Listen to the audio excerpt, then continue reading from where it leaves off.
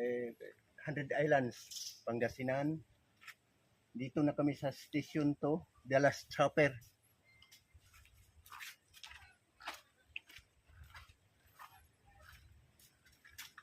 Yan ito guys, ang Dallas Chopper.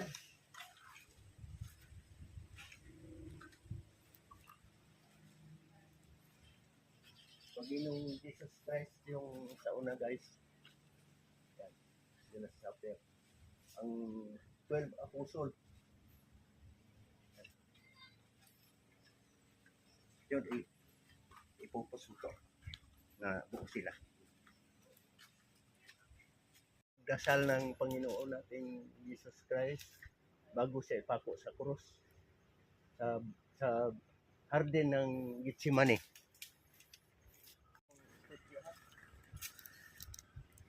Station 3 na to no? Oh. Ito ang Station 3. Pag-umpisa paghuli ni Jesus Christ, inuli siya guys sa mga Hudyo. Ito na. Yung bago siya pako sa krus. Start. Ito guys yung dinapos na si Jesus Christ sa poste at pinaghampas-hampas sa mga Hudyo sa palasan. Yo. Ito guys yung pinapasaan na si Jesus Christ sa cross papuntang Golgotha, papunta sa bundok Golgotha. Ito guys yung kadapa niya habang nagpapasaan ng cross papunta sa bundok ng Calvary. Yo. Ito guys yung pinapasaan na si Jesus Christ sa cross papuntang Golgotha, papunta sa bundok Golgotha. Ito guys yung kinuan ng pinatayo na si Jesus Christ sa patuloy na pagpasaan ng krus. At saka na tinulungan na ni Sirenyo dahil hindi na kaya ang pagpasaan ng krus. Guys yung pinako na si Jesus Christ sa krus at saka kurungan na ng tinik.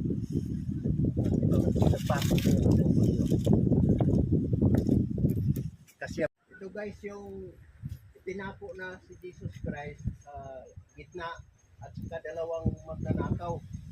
Isa mamamatay tao, ang isa magnanakaw si Justus at saka si Dimas. Guys yung nakapako silang tatlo at saka si Virgin Maria at saka si Santa Ana. Yan. Nakaiyak siya doon. Mamaya makikita natin to yung doon siguro sa isang stasyon na gi-introduce si Jesus Christ ni Maria ni Jesus Christ doon kay Juan ang kanyang apostolis.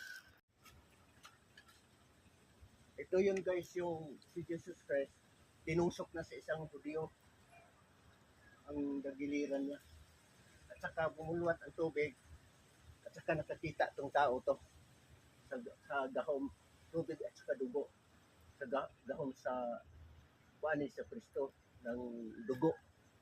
Patakan ang mata niya, nakakita siya. Ito guys yung tinanggal na siya sa cross. Namatay na si Jesus Christ doon. Yun ang pagtanggal niya papunta na dito sa himlayan niya. Ito yung mahal na Birhen at saka si San Juan, the Apostle, Veronica at saka si Santa Maria Magdalena. Buhay.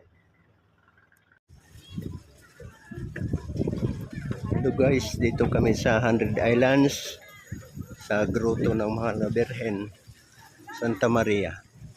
Ito guys, mayroong halaman na akala mo tuyo pero buhay.